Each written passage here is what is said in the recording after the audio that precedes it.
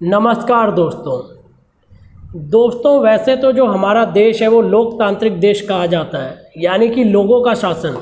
जो लोग अपनी मेजॉरिटी से जिसको चुनकर लाते हैं वो मंत्री बन जाते हैं, विधायक बन जाते हैं और सरकार में भी आते हैं। लेकिन जब यही मेजॉरिटी इस चीज़ को कह रही है कि जो नीट का एग्ज़ाम है या आपका जेईई का एग्ज़ाम है इसको पोस्टपोन कर दो। ये भी नहीं कहा जा रहा है कि 1 साल पूरा सीधे पोस्टपोन करो, 1 महीना 2 महीना जितना आप थोड़ा सा पीछे आप कर सकते हो उतना कर दो। लेकिन वो भी चीज़ को सरकार नहीं सुन रही है।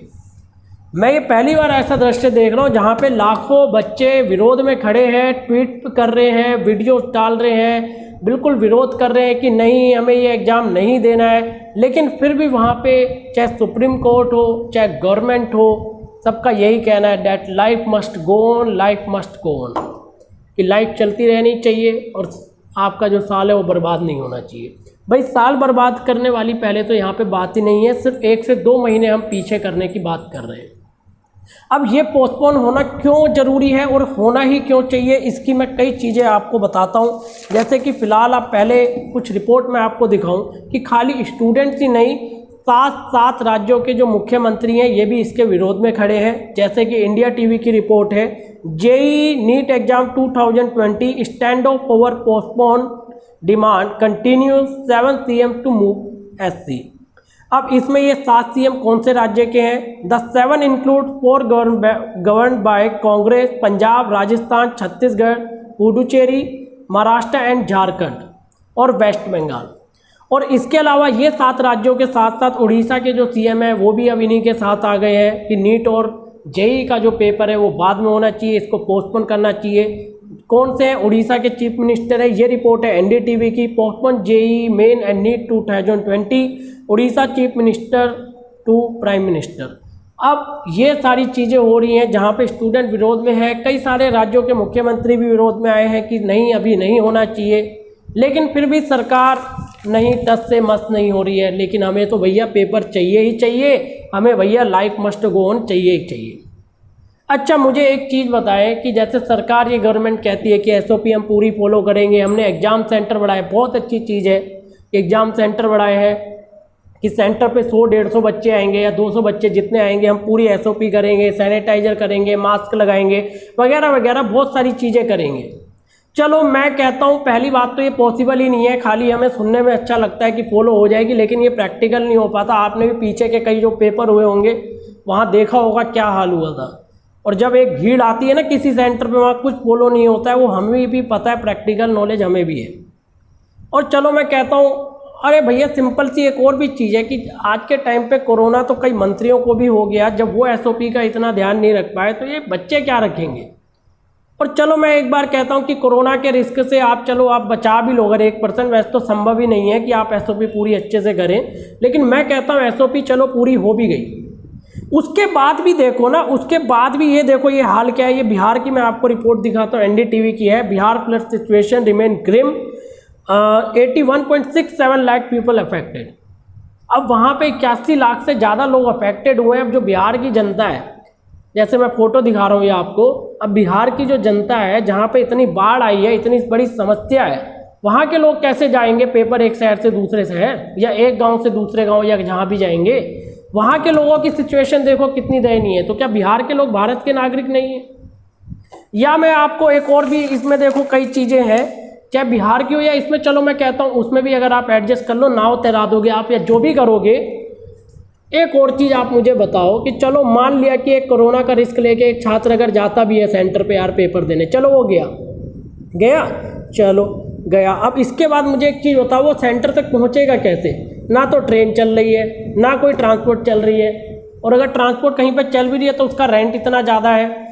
चलो रेंट भी अगर वो अफोर्ड कर दे एक बार को, वो भी अफोर्ड करना गरीब परिवार के लिए बड़ा टफ हो जाएगा। लेकिन अगर वो कर भी दे तब भी उसको बस मिलनी तो चाहिए।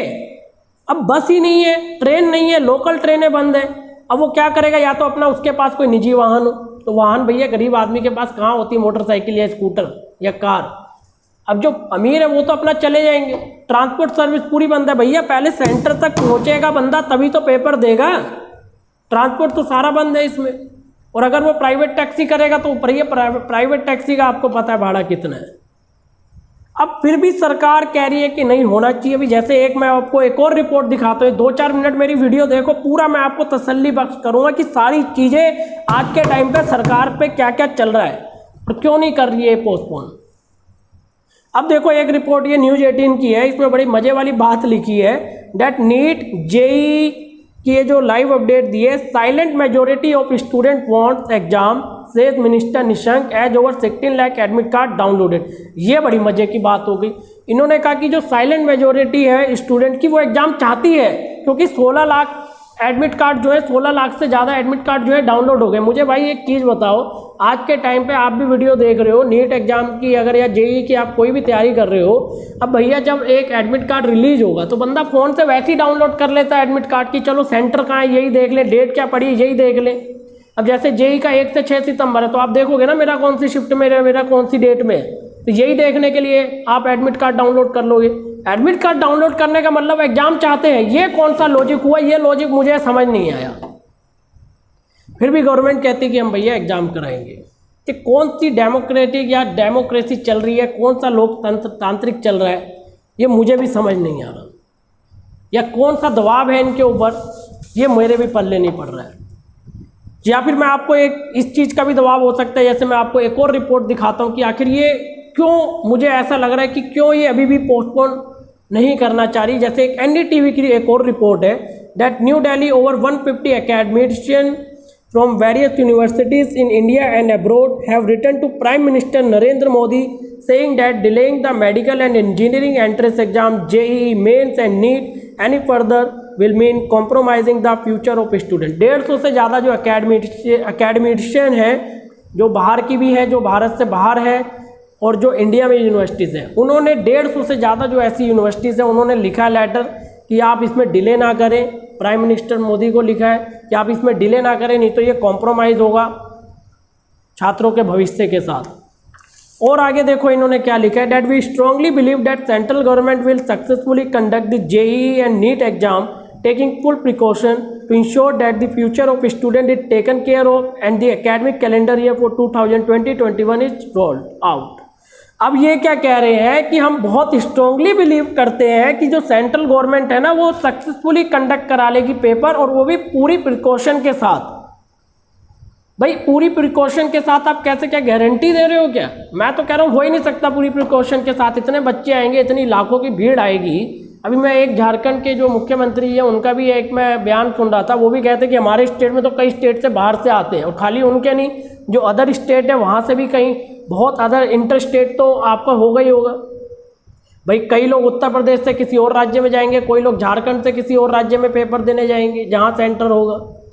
तो ट्रांसपोर्ट है नहीं, कुछ नहीं है। बाढ़ से वहाँ पे बिहार में ही बाढ़ पे इतने लोग फंसे हुए हैं, ऊपर से कोरोना काल भी चल रहा है, और मेजॉरिटी ऑफ स्टूडेंट चाहती है कि भाई ना हो पेपर। फिर भी ये, अब मैं क्या बोलूँ इसमें, मैंने तो इतनी सारी रिपोर्ट दिखा दी आपको कि क्यों होना चाहिए पोस्टपोन। बिल्कुल होना चाहिए। आप चाहे 1 महीना 2 महीना जितना मर्जी आपके हिसाब से डिले कर दो, लेकिन करो। तो बस यार मुझे यही आप एक ओपिनियन देना था आप सभी के। अगर यार वीडियो पसंद आई हो, पहली बार हमारे चैनल पे विजिट किया है तो लाइक करो, शेयर करो और हमारे चैनल को सब्सक्राइब करो। धन्यवाद। जय हिंद, वंदे मातरम।